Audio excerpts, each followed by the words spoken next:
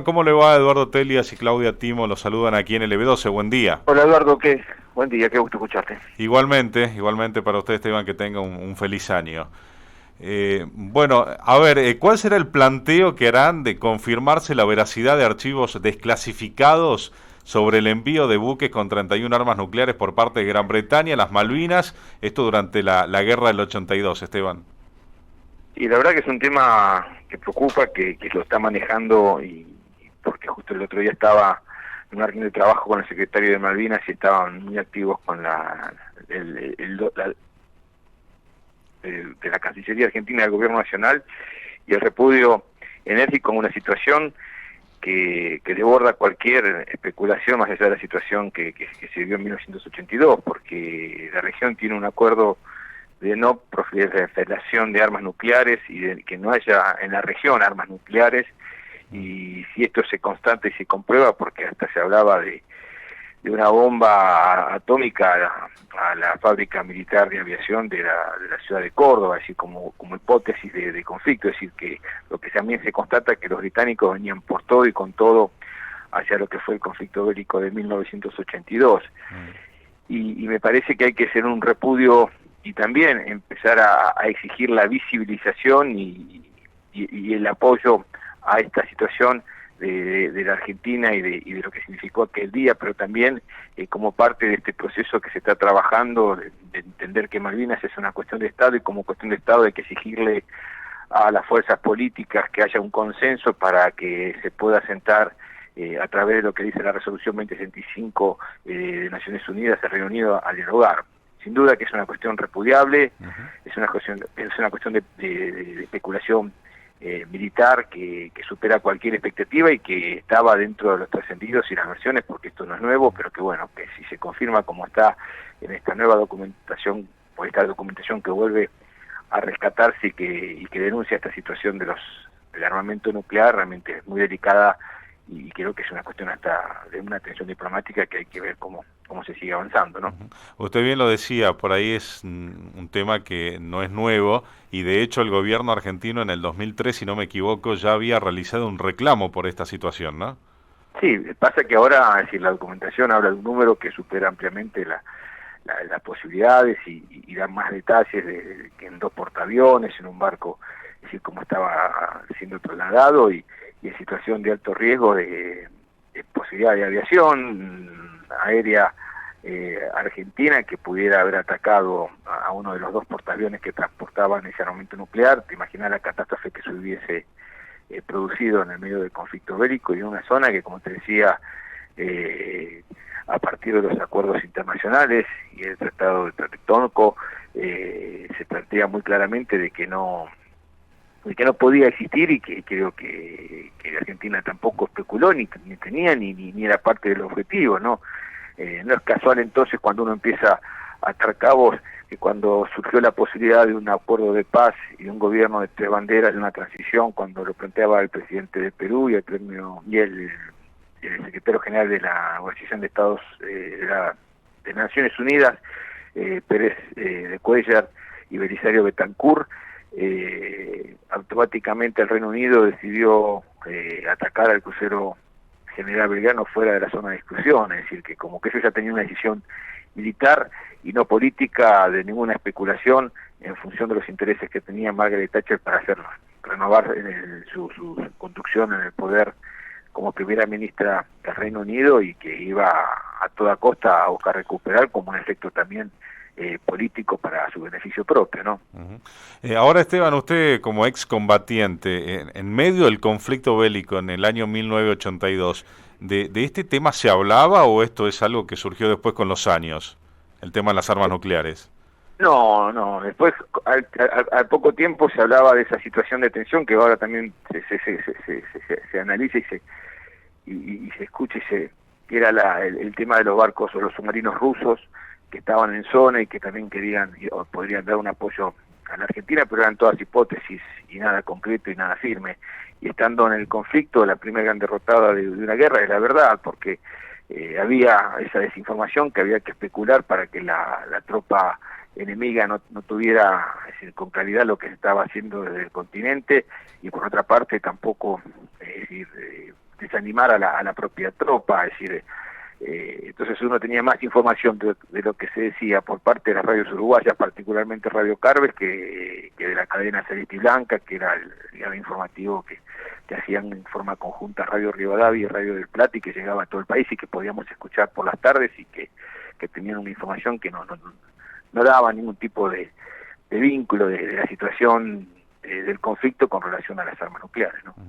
Estaba viendo que inclusive había preocupación de parte del gobierno británico en aquel entonces, porque de acuerdo al documento en una parte dice, se indica que hubo una enorme preocupación acerca de que algunas bombas nucleares de profundidad pudieran perderse o dañarse, y el hecho se hiciera público, e incluso que cayeran en manos de las fuerzas argentinas. Esto es parte de lo que dicen estos documentos, ¿no? Sí, ¿y quién dice que no hay armamento nuclear que se haya tirado, que esté ahí en la zona, o que todavía siga,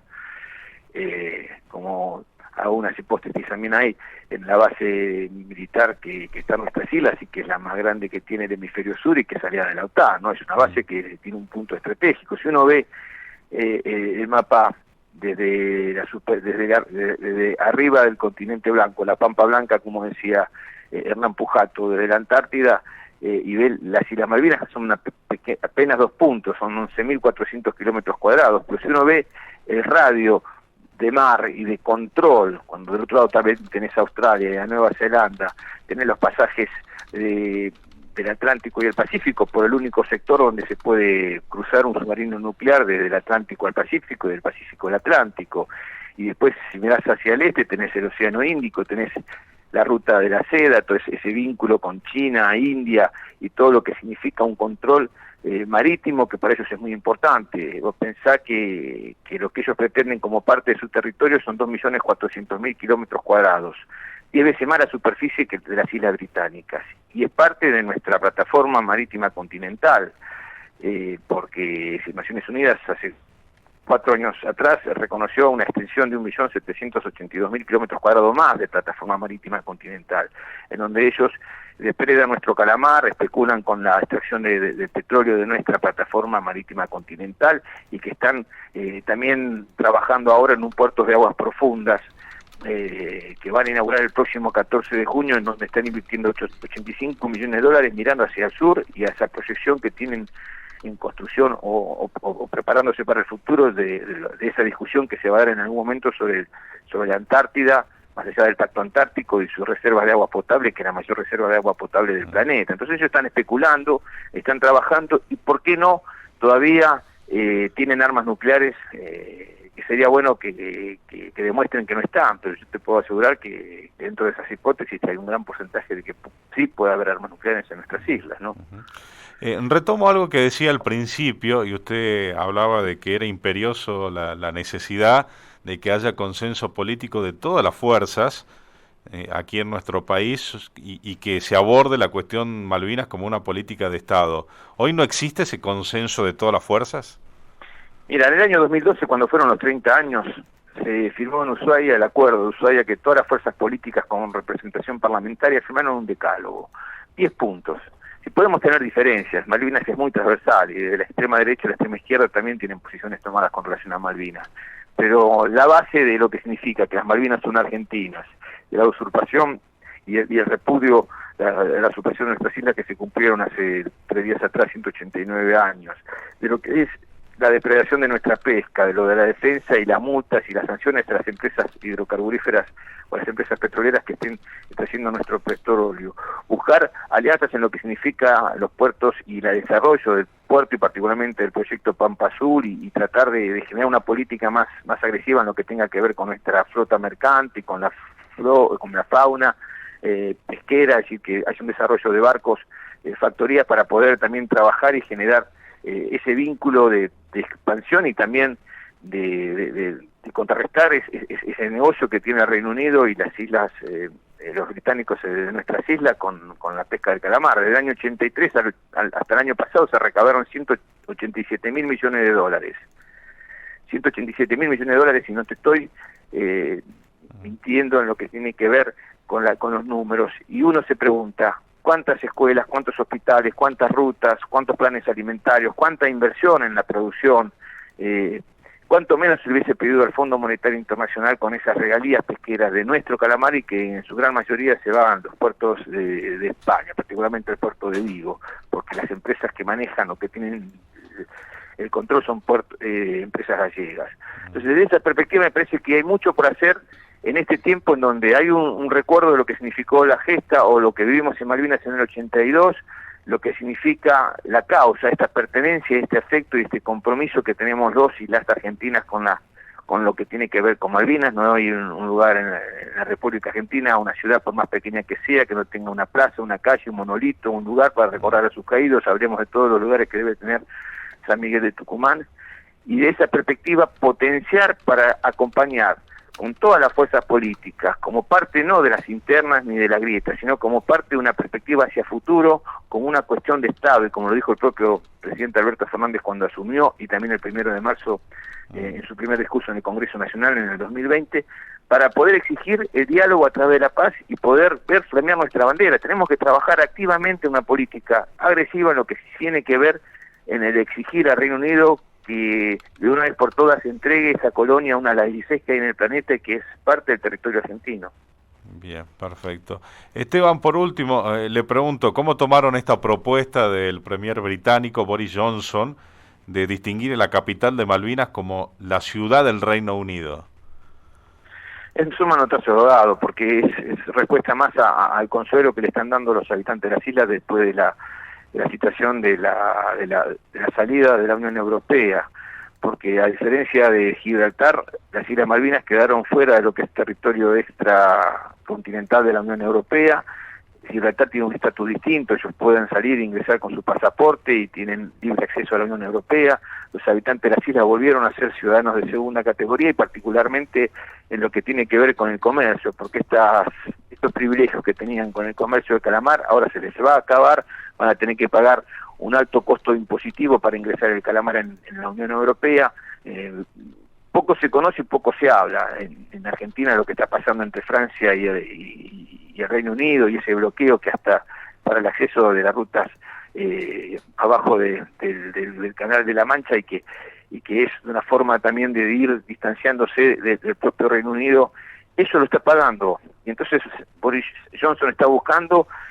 alguna compensación para no desalentar algo que se está poniendo en una situación compleja. Y yo creo que uno tiene que pensar que Malvinas es parte de América Latina, es parte de esta región de la Patria Grande. Hay un nuevo presidente en Chile que es muy malvinero y que va a hacer algunos planteos o algunas alianzas seguramente muy distintas a las que había hasta ahora por parte del gobierno que está haciendo de Sebastián Pineda o del presidente que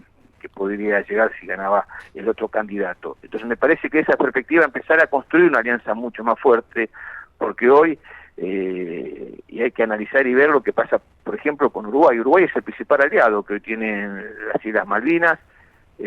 Todos los años en Expo Prado, en septiembre, que es una exposición como la rural que tenemos en Buenos Aires, el stand más grande es el británico, y ahí denostan y hay una campaña agresiva hacia la Argentina, y hay muy buenos negocios por parte de los políticos y los empresarios, y hay un vínculo muy estrecho en función de la necesidad que tienen los